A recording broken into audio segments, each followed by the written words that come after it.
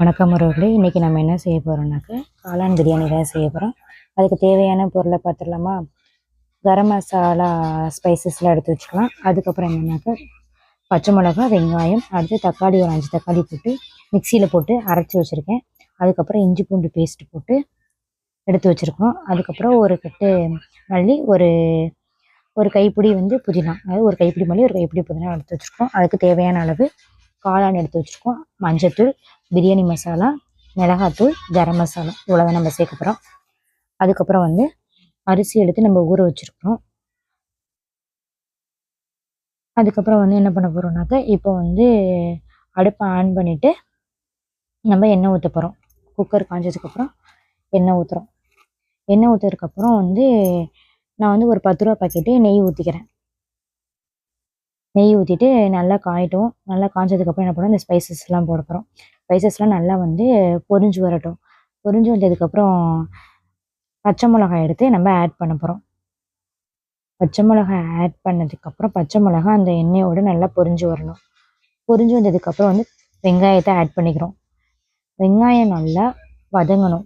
வெங்காயம் ஒரு கிண்டி கிண்டி நல்லா வதங்க விட்டதுக்கப்புறம் நான் எப்போதுமே வெங்காயம் வதங்குறதுக்கு கொஞ்சம் உப்பு சேர்த்துக்குவேன். இப்போ உப்பு சேர்த்து நல்லா வதக்கி விடுறேன். வெங்காயம் நல்லா பொன்னிறமாக வதங்கணும். இப்போ பார்த்திங்கன்னா நல்லா பொன்னிறமாக நமக்கு வெங்காயம் வதங்கி வந்துருச்சு. இதுக்கப்புறம் நம்ம என்ன பண்ண போகிறோம் அப்படின்னாக்க தக்காளி எடுத்து நம்ம மிக்சியில் போட்டு அரைச்சி வச்சுருக்கோம் இல்லையா, அந்த தக்காளி எடுத்து இப்போ ஆட் பண்ணிக்க போகிறோம். இப்போ தக்காளி எடுத்து நம்ம ஆட் பண்ணிட்டோம். இந்த தக்காளியோட பச்சை ஸ்மெல்லு போகிற வரைக்கும் நம்ம நல்லா எண்ணெயிலேயே நல்லா வதக்கி வரணும். இப்போ நமக்கு பச்சை ஸ்மெல்லு போயிடுச்சு. அதுக்கப்புறம் இஞ்சி பூண்டு பேஸ்ட் எடுத்து அரைச்சி வச்சுருக்கோமா, அதை நம்ம ஆட் பண்ணிக்கிறோம். இப்போ இந்த பச்சை ஸ்மெல்லு இஞ்சி பூண்டு பேஸ்ட்லேயும் தக்காளிலையும் நல்லா பச்சை ஸ்மெல்லு போகிற வரைக்கும் நம்ம நல்லா வதக்கினதுக்கப்புறம் என்ன பண்ணுறோம்னாக்கா காளான் எடுத்து ஆட் பண்ணிக்கிறோம். இப்போ காளான்லேருந்து நமக்கு தண்ணி பிரிஞ்சு வரணும். அதனால நம்ம என்ன பண்ணுறோம்னாக்கா ஒரு மூடி போட்டு மூடிடுறோம் வதக்கி விட்டு.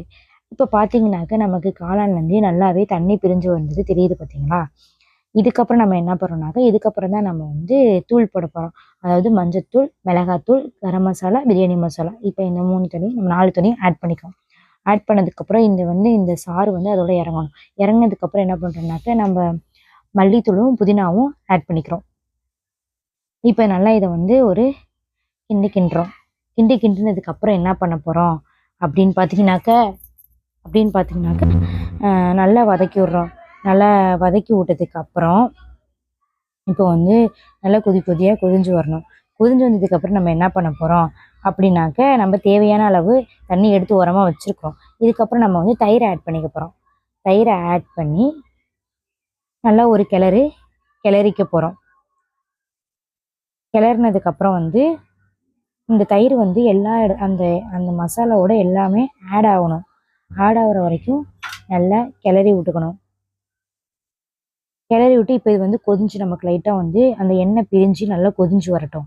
கொதிஞ்சு வர வரைக்கும் வெயிட் பண்ணுவோம். வெயிட் பண்ணதுக்கப்புறம் நம்ம என்ன வச்சுக்கணும், ஏற்கனவே தண்ணி தான் நம்ம 3 கிளாஸ் அரிசி எடுத்திருக்கேன். அதுக்கு 6 கிளாஸ் தண்ணி ஊற்றிருக்கேன். எடுத்து இப்போ ஊற்றிக்கிறேன். இப்போ இந்த தண்ணி என்ன பண்ணணும்னாக்க நமக்கு நல்லா கொதிஞ்சு வரணும். இப்போ இதுக்கு தேவையான அளவு நம்ம உப்பு போடணும். நம்ம வெங்காயம் வதங்கும் போது நான் கொஞ்சம் உப்பு போட்டேன். அதனால இப்போ நான் உப்பு போடுறது கொஞ்சம் கம்மியாக உப்பு போட்டுக்கிறேன். இப்போயும் நிறைய போட்டோம்னாக்கா கக்க ஆரம்பிச்சிடும். அதனால கம்மியாக போட்டுக்கணும் நமக்கு தேவையான அளவுக்கு. இப்போ இந்த தண்ணி நமக்கு நல்லா கொதிஞ்சு வரணும். இப்போ பார்த்தீங்கன்னா நல்லா முட்டை முட்டையாக கொதிஞ்சு வர ஆரம்பிச்சிருச்சு பார்த்தீங்களா? இதை நல்லா ஒரு கலக்கிட்டு நம்ம அரிசி ஏற்கனவே ஊற வச்சுருக்கோம்ல, இப்போ ஊற வச்ச அரிசியை இதோட நம்ம சேர்த்துக்க போகிறோம். இப்போ அரிசியை நம்ம சேர்த்துக்கலாமா? சேர்த்துட்டு அடுத்து என்ன பண்ணாக்க நல்லா ஒரு கலக்கி விட்டுக்கணும். அரிசி அந்த மசாலா எல்லாம் அதோட ஆட் ஆகுற மாதிரி கரண்டி வச்சு நல்லா ஒரு கலக்கிக்கலாம். இப்போ என்ன பண்ணாக்க இப்போ திருப்பி இது கொதிஞ்சு வரணும். நமக்கு ஒரு கொதி நமக்கு நல்லா கொதியணும். இப்போ பார்த்தீங்கன்னா நல்லா கொதிஞ்சு வந்துச்சு. இதை நம்ம விசில் போட்டு இனிமேல் மூடிடலாம். இது மாதிரி நீங்கள் ட்ரை பண்ணி பாருங்கள். ரொம்பவே நல்லாயிருக்கும். வேறு எந்த மசாலாவும் எந்த ஸ்பைசஸோ வேறு எதோ போடுறது அதெல்லாம் எதுவுமே வேணாம். இதை மட்டுமே நீங்கள் போட்டு செஞ்சு பார்த்தீங்கன்னாக்கா அவ்வளோ நல்லாயிருக்கும்.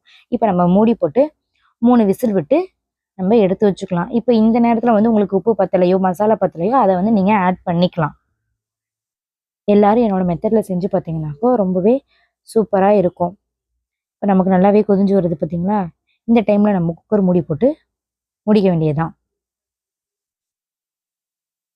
இப்போ பார்த்தீங்கன்னா, நமக்கு எவ்வளோ சாப்பாடு வந்து விசில் விட்டதுக்கப்புறம் எவ்வளோ நல்லா பொல பொலன்னு இருக்குது பார்த்தீங்கன்னாக்க, இது உங்களுக்கு நீங்கள் ட்ரை பண்ணி பார்த்தீங்கன்னா, ரொம்ப சூப்பரா இருக்கும். நீங்க ட்ரை பண்ணிட்டு எனக்கு கமெண்ட் பண்ணுங்க. புடிச்சிருந்தா லைக் பண்ணுங்க, ஷேர் பண்ணுங்க, சப்ஸ்கிரைப் பண்ணுங்க. செடியும் நமக்கு ரெடி ஆயிடுச்சு.